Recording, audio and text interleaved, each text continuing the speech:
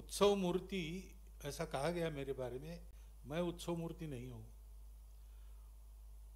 आज उत्सव है परिक्रमा नामक पुस्तक के विमोचन का।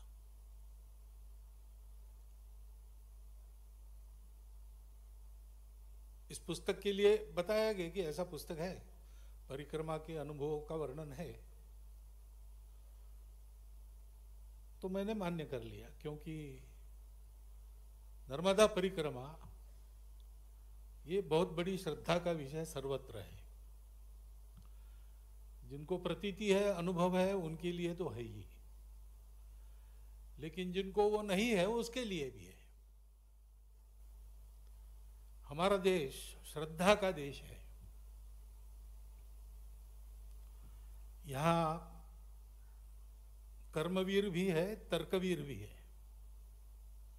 तर्क और शास्त्रार्थ में दुनिया में कहीं भी हमारा देश पीछे नहीं है।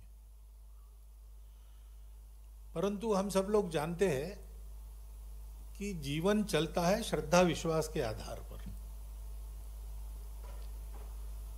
अब जिनको जड़वादी कहा जाता है वो लोग भी इसको मानते हैं आजकल। पहले नहीं मानते थे, लेकिन आजकल मानते हैं। दुनिया श्रद्धा विश्वास पर चलती है।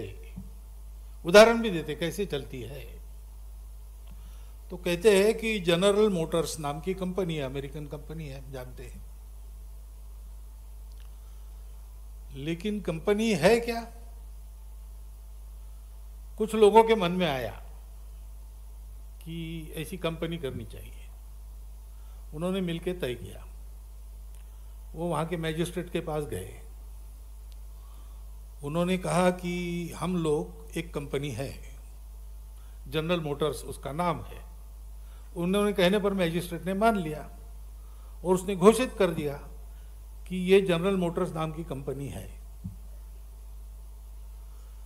अब जनरल मोटर्स नाम की कंपनी ऐसा अस्तित्व है ही नहीं। अगर कल कुछ घोटाला हो गया और कुछ कार्रवाई हुई तो ये सब लोग कह सकते हैं कि कंपनी तो मैं नहीं हूं, मैं तो एक इंडिविजुअल हूं। ये सब हो सकता है। वास्तव में जनरल मोटर्स नाम की कंपनी का अस्तित्व कुछ लोगों ने कह दिया, एक आदमी ने, बस इतना ही है। लेकिन जनरल मोटर्स नाम की कंपनी साल में 1 लाख कारें तैयार कर, जनरल मोटर्स नाम की कंपनी लाख लोगों को रोजगार देती के नाम पर इतने करोड़ों रुपयों का व्यवहार चलते रहता है। ये सब क्या है? विश्वास पर चलती है। कुछ लोगों ने कहा हम कंपनी है, एक ने मान लिया, उसने बता दिया ये कंपनी है, लोगों ने मान लिया और सब चल रहा है।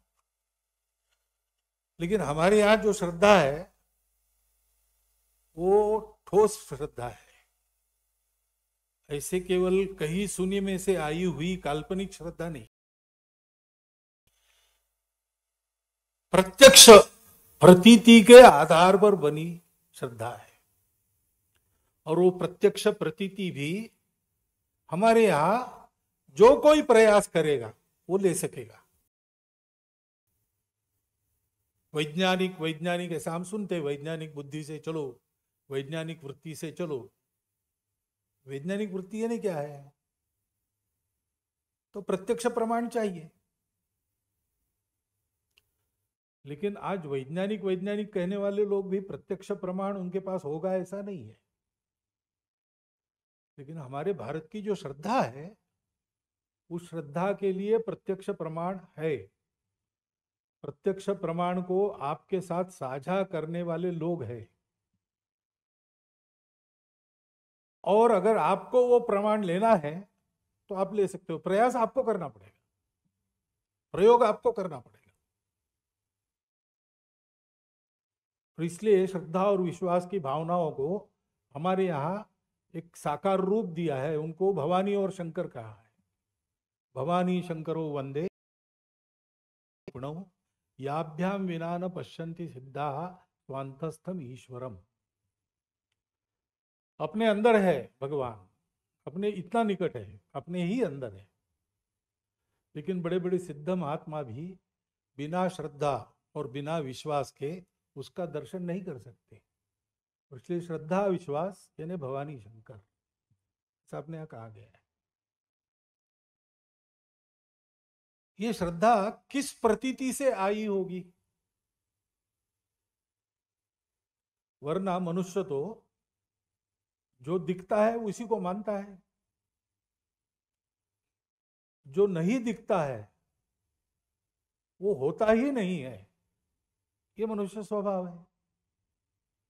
विज्ञान भी यही कहता है कि जो नहीं दिखता है,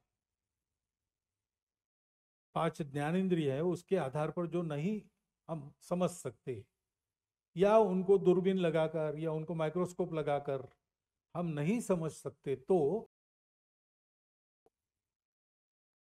लेकिन हमारे यहाँ ऐसा नहीं है। हमारे यहाँ ये कहा गया कि इसके भी आगे है। अपने उपनिषद है, उपनिषद पुराने उपनिषद है, नए उपनिषद है, कालक्रम के अनुसार उनकी रचना करते हैं और फिर देखते हैं तो ध्यान में आता है कि जो पुराने उपनिषद है वो सत्य को बाहर खोज रहे हैं। सत्य वायु में है क्या? सत्य अग्नि में है क्या? सत्य आकाश में है क्या?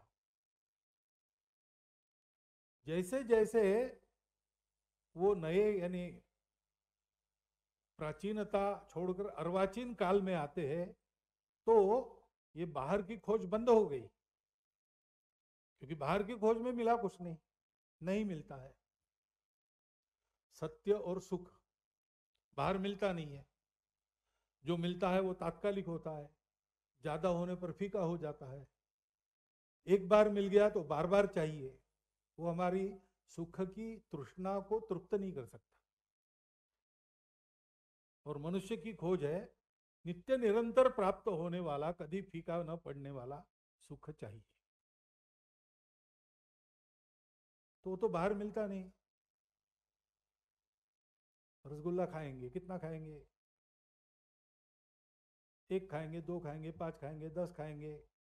होड़ लगाकर 100 खाने वाले भी लोग हैं।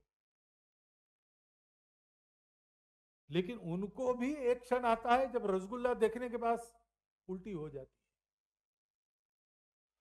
तो रसगुल्ले में सुख नहीं खोजो, रसगुल्ले में सुख नहीं है। उसकी अति हो गई तो वो सुख दुख बन जाता है।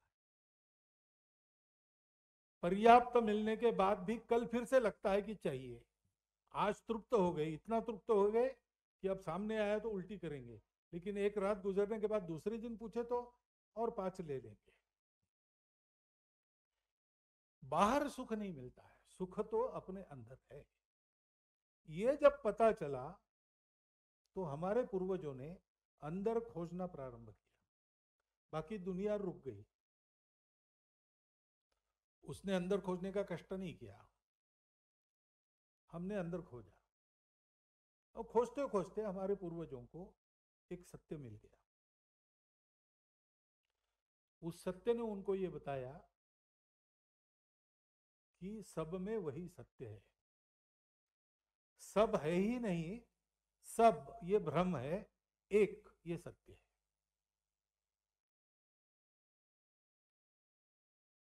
सर्वत्र सब रूपों में, सब रंगों में, सब नामों में वो एक ही है।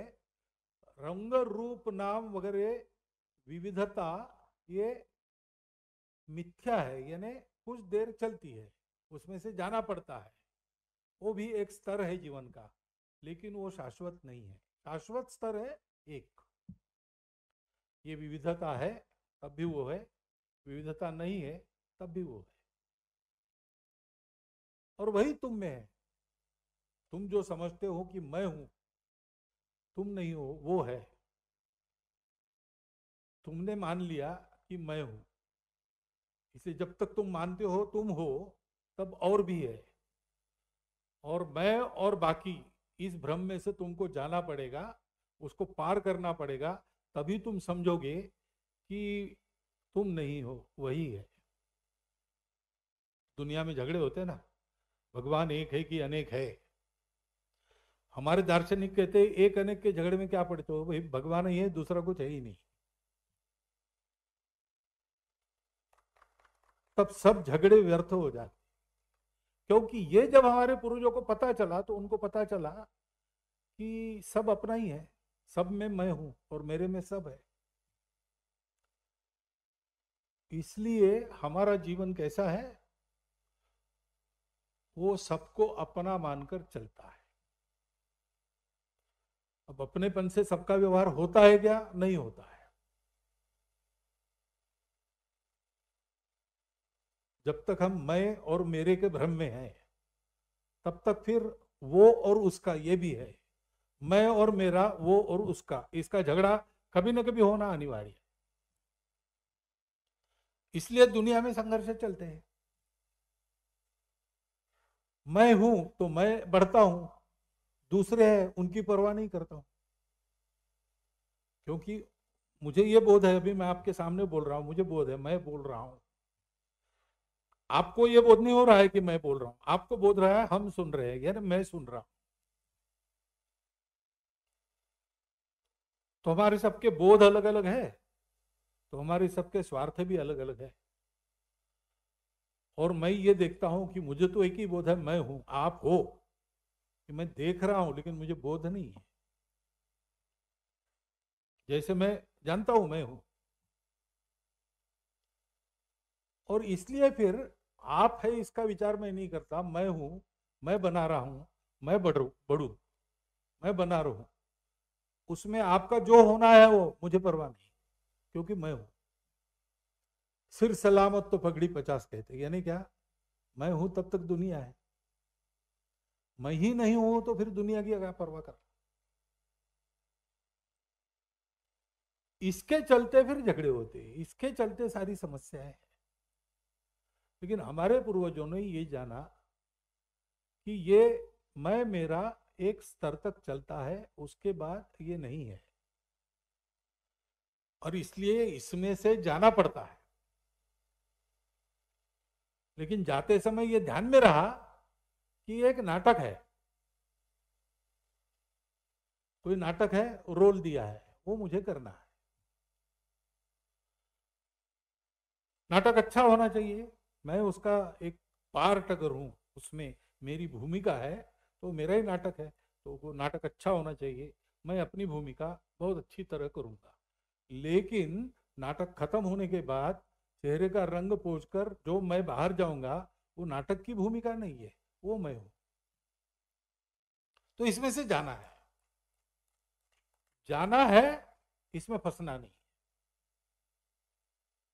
ऐसे जाना पड़ेगा। इसलिए उन्होंने हमारे लिए एक जीवन निर्धारित किया, कैसे जीना चाहिए। तो इसमें से जाना है, लेकिन ये पता होना चाहिए कि कुछ दिनों का खेल है, और ऐसे खेल बार बार करना पड़ता है। हर बार ये ध्यान में रखकर इसमें से जाना कि वही है, इसके लिए साधना करो। और साधना के अनेक रास्ते हैं, साधना के अनेक मार्ग हैं,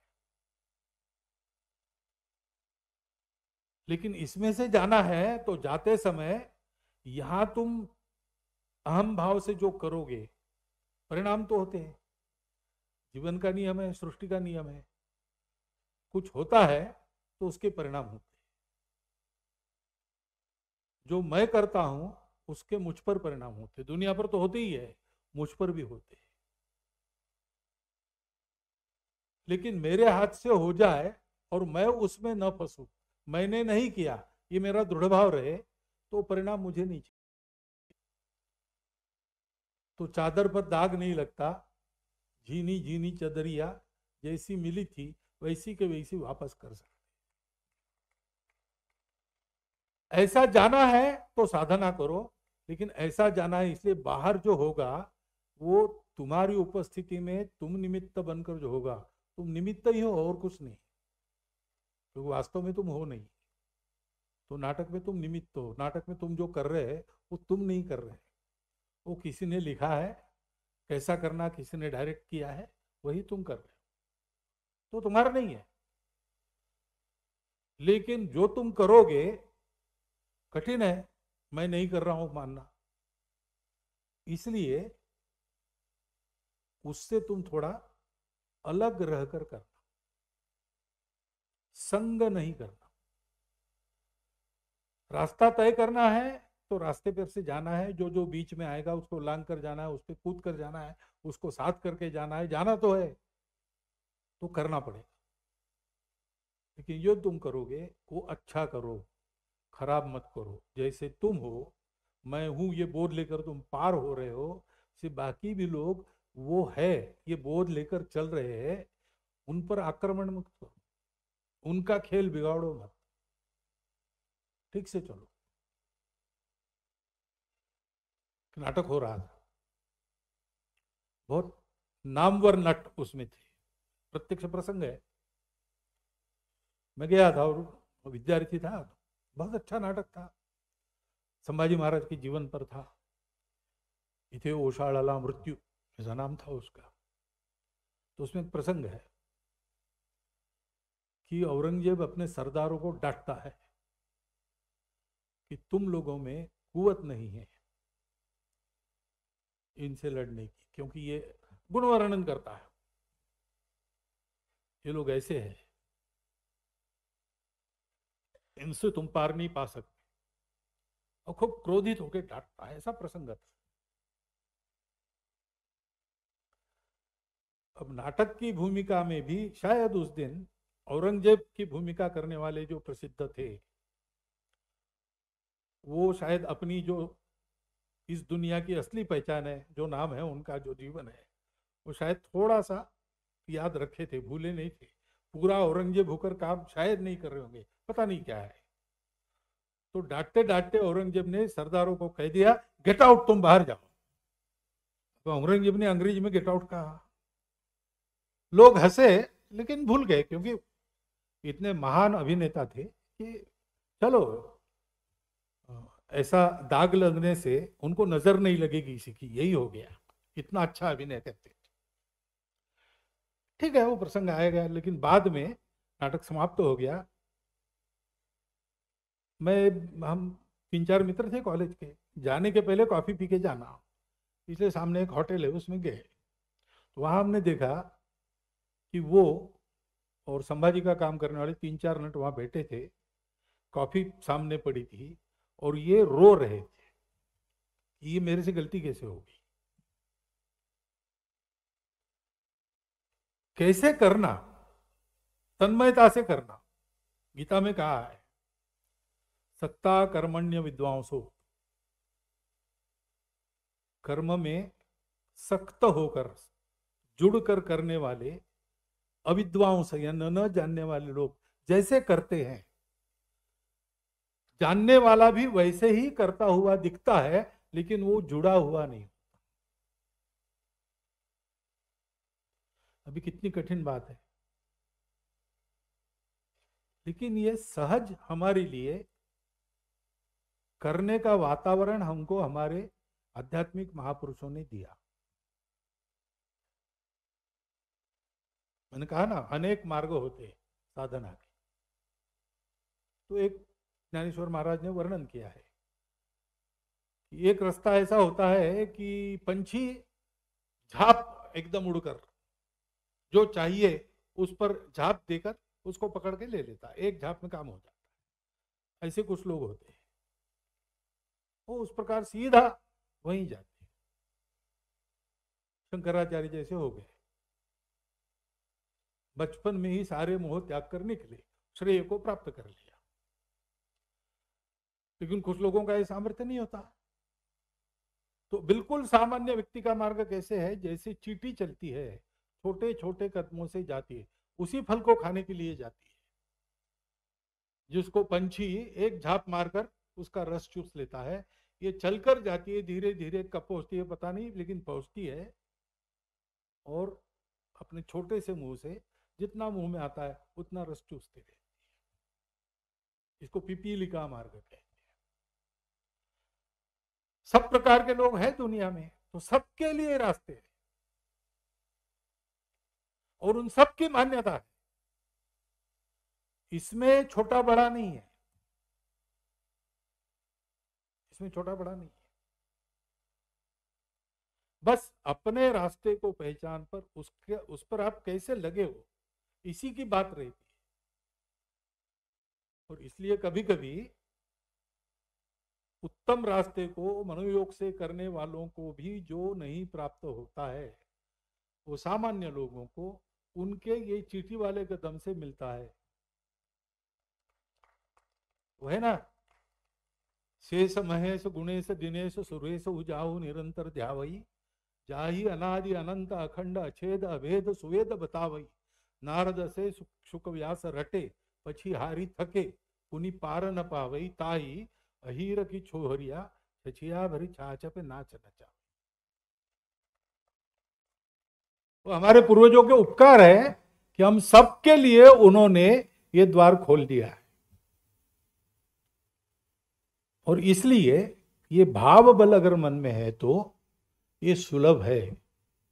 ये सारा जो मैं क्या कह रहा हूं शायद मुझे भी समझ में आया, कितना पता नहीं, प्रतीति तो बिल्कुल है नहीं, लेकिन ये समझ में न आने वाली बातें भी, नर्मदा किनारे पर जाकर बैठो जैसा स्वामी जी ने कहा, बस एकाग्र होके देखो, नर्मदा जी का दर्शन करो,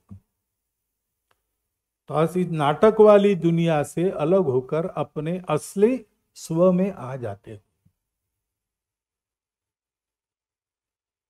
क्षण भर क्यों न हो, ये प्रतीति हर बार आती है, लेकिन वो भक्ति चाहिए, वो भाव चाहिए।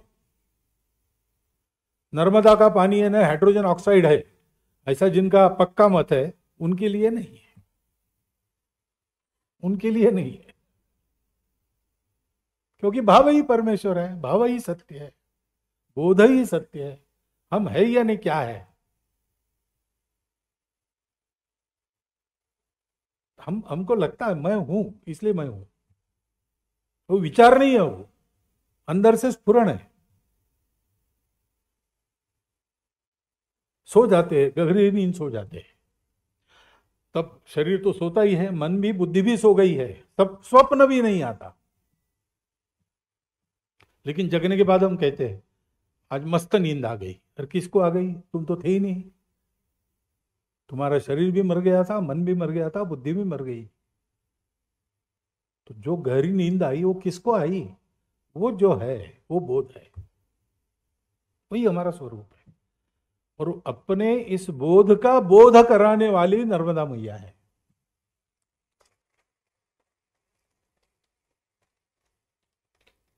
इसकी अनुभूति ले सकते हैं, सब लोग ले सकते, वो मैया है, वो योग्यता नहीं देखती।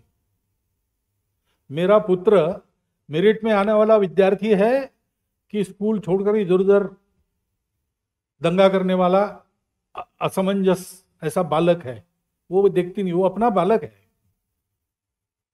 तो दोनों को देती है, समान देती है। थोड़ा जाकर बैठो वहां, ऐसा ये सर्वत्र देखने की जो शक्ति है वो हमारे पूर्वजों ने हमको जो भाव दिया है उस भाव के कारण मिली है।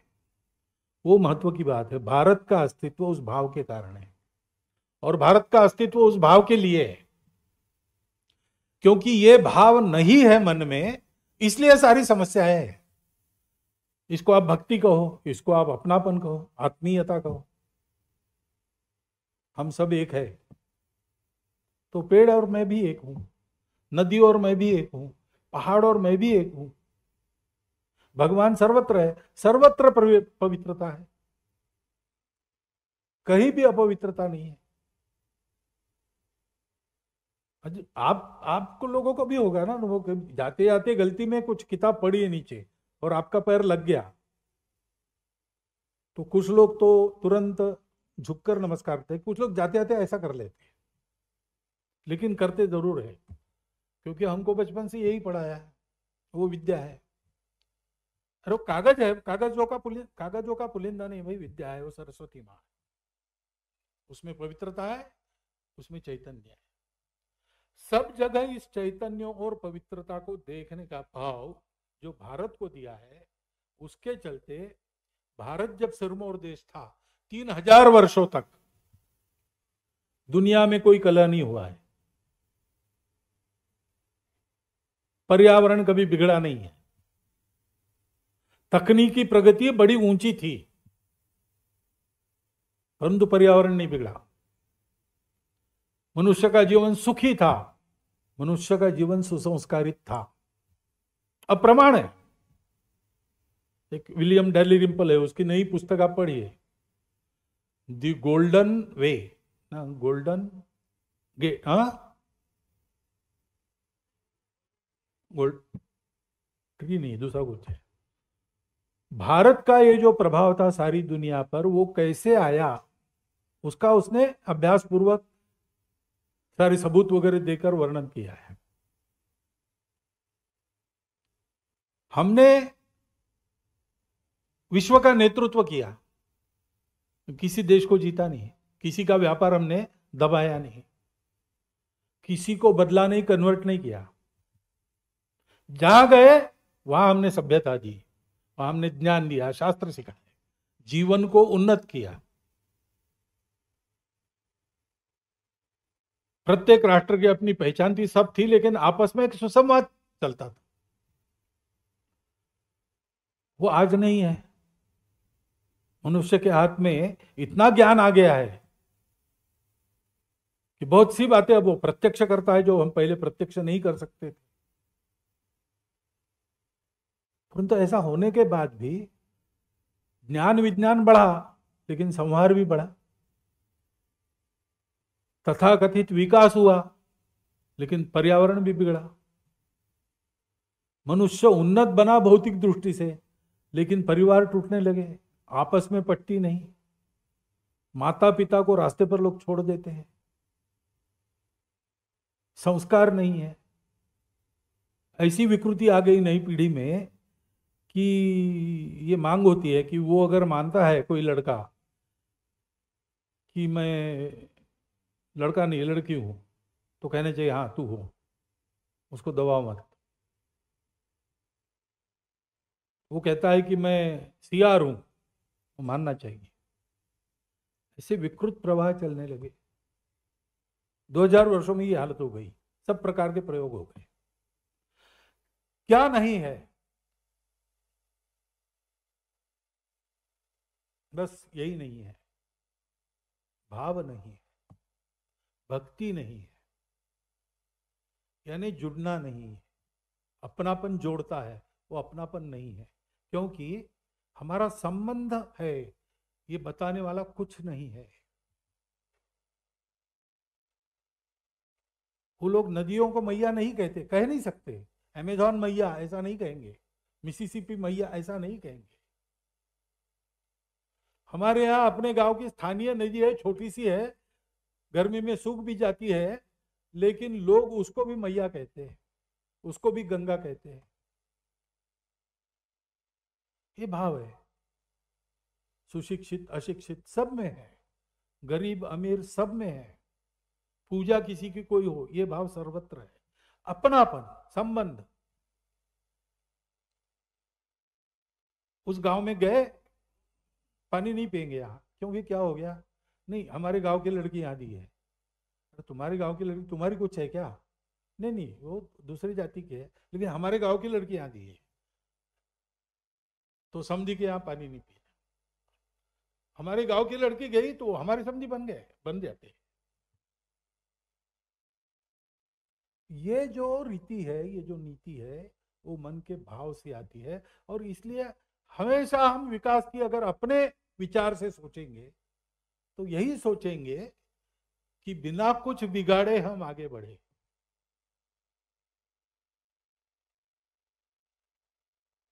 तथागत ने कहा है, सब पापस्य अकरणम कुशलस्य उपसंपदा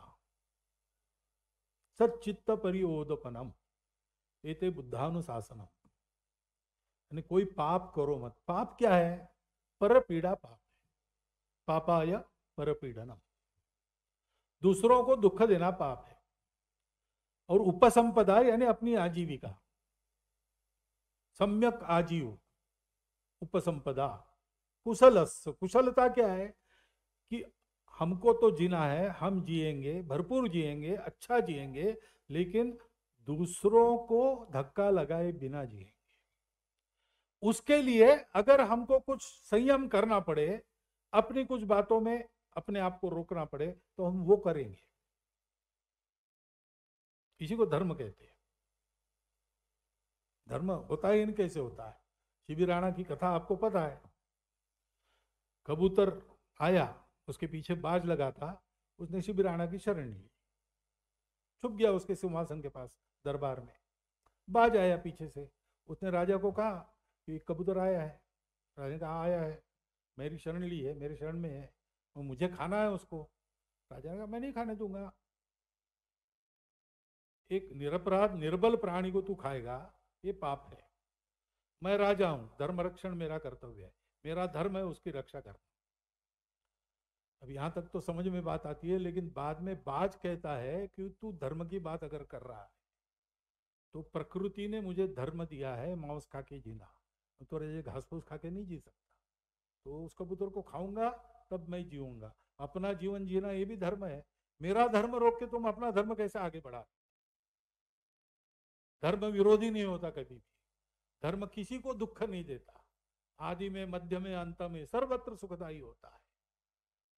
तो तुम क्यों किस धर्म की दुहाई दे रहे हो? ये तो अधर्म होगा। शिबी राणा इस पर क्या कहता है? वो कहता है तुम्हारी बात ठीक है। देखो ये अपनापन क्या करता है। कबूतर भी अपना है, उसको खाने वाला बाज भी अपना है। कबूतर मरना नहीं चाहिए, बाज को भूखा नहीं भेजना है।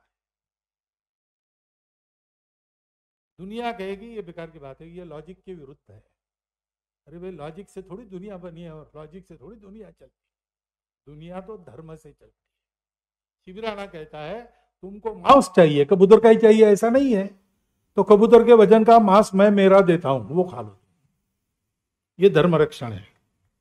कुशलस्य उपसंपदा, अपनी बात को छोड़ दिया ताकि मैं भी रहूं, बाज भी रहे, कबूतर भी रहे। ये क्यों सोचा जाता है? इसलिए कि ये सब अपने हैं। ये अपनापन, ये भक्ति, ये आवश्यक है। ज्ञान और कर्म ये दोनों मार्ग है। आकाश में झाप लगाना या चींटी के कदमों से चल के पहुंचना, ज्ञान है, कर्म है, दोनों चाहिए। निष्क्रिय ज्ञानी काम के नहीं। ज्ञानी लोगों के निष्क्रिय होने के कारण ही गड़बड़ होती है सब। और जो कर्म करता है उसको ज्ञान नहीं है तो वो पागलों का कर्म हो जाता है। ये दोनों चाहिए। दोनों पंखों से पक्षी उड़ता है ना, उभाभ्याम में वो पक्षाभ्याम, दोनों पंखों से यथा खे आकाश में पक्षिणाम गति तथैव ज्ञान कर्मभ्याम जायते परमम पदम। परंतु ज्ञान और कर्म ये दो पंख जिस शरीर को पकड़ते हैं, इसलिए वो शरीर उड़ सकता है, वो शरीर भक्ति है। ज्ञान कर्म और भक्ति की संतुलित त्रिवेणी जीवन में कैसे बहाना, ये हमारे पूर्वजों ने अनेक पंथ संप्रदायों के माध्यम से अनेक रास्ते बताकर सबको बताया है। उस पर श्रद्धा रखकर आज भी अपना देश चलता है, और इसलिए सबकी भविष्यवाणियां झूठी कराकर हमारा देश आगे बढ़ रहा है। चर्चिल ने कहा था तुम टिकोगे नहीं, स्वतंत्र हो जाओगे तो बट जाओगे, नहीं हुआ। इंग्लैंड बटने की स्थिति में आ रहा है। हम नहीं बटेंगे, हम बढ़ेंगे आगे। कभी बट गए थे, वो भी हम मिला लेंगे फिर।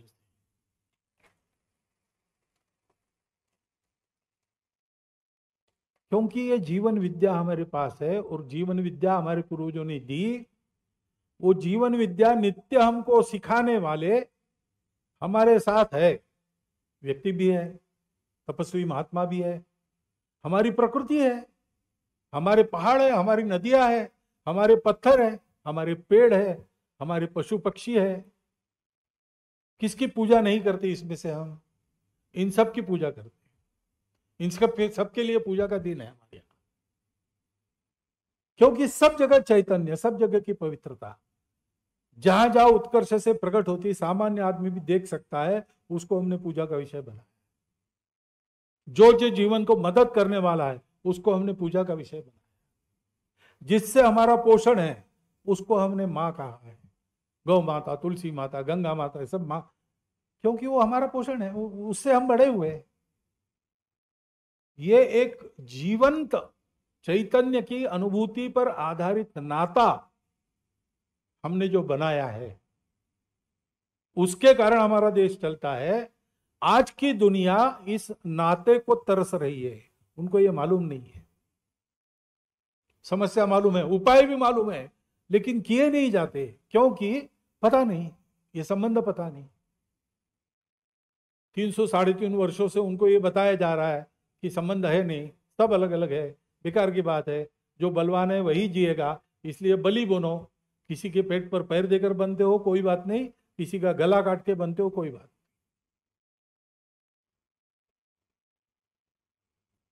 गला काटने का काम, जेब काटने का काम केवल दर्जी करते थे पहले, अब सारी दुनिया कर रही है।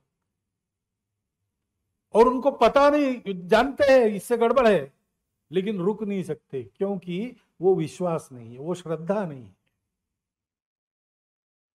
इस श्रद्धा विश्वास के संबल पर खड़ा होकर अपने देश को बड़ा करना और संपूर्ण विश्व को ये श्रद्धा विश्वास देने वाला धर्म देना, ये कर्तव्य हमारे सामने है।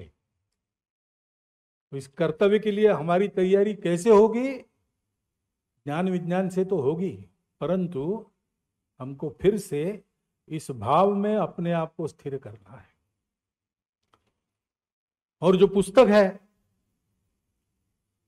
पुस्तक आराम से पढ़ना, क्योंकि बहुत जटिल है, समझ में आने के लिए समय लगना ही है। वो ज्ञान बड़ा जटिल है, वो प्रतीति है तो तुरंत समझ में आता है, नहीं तो समझना पड़ता है, बुद्धिगम्य पूरा का पूरा नहीं होता है, श्रद्धा रखकर ही पढ़ना आता है समझ में बाद में। परंतु वो पुस्तक का विषय ही यही है। परिक्रमा में जो कुछ प्रहलाद जी को बोध मिला होगा, उस बोध को सरसरी मैंने जो पढ़ा है, पूरे पुस्तक को सरसरी देख लिया मैंने, उसमें तो यही है कि मैं और मेरा छोड़ो, अंतःकरण पवित्र करो, उसमें स्वार्थ बिल्कुल मत रखो, कर्तव्य कर्म करते चलो, सबको अपना मानकर चलते जाओ, सब होता है। ये संदेश देने वाला वो पुस्तक है, और इसलिए परिक्रमा पुस्तक का विमोचन करना है, ऐसा उन्होंने कहा। मैंने कहा ठीक है, मैं आता हूं। यहां नहीं था, नागपुर से आया और वापस नागपुर जाऊंगा, लेकिन पुस्तक इतनी महत्वपूर्ण है इसलिए मैंने इसके लिए आना स्वीकार किया। बाकी परिक्रमा तो उन्होंने की है, प्रतीति तो उन लोगों को है। मुझे एक कुर्सी पर बिठाया है संघ ने, इसके लिए आजकल मुझे बुलाते हैं, लेकिन संघ में भी प्रतीति मिलती है कुछ बातों की, संघ का काम ऐसा है। उसके बल पर मुझे जितना समझ में आया मैंने आपके सामने चिंतन के लिए रख दिया है। इसमें जो गलतियां हैं वो मेरी है, जो सही है वो अपनी परंपरा का करोड़ों वर्षों से चलता आया हुआ है, उस पर चलना है, इतना ध्यान में रखिएगा। ये एक अनुरोध करता हूं और मेरा ये भाषण समाप्त करता हूं।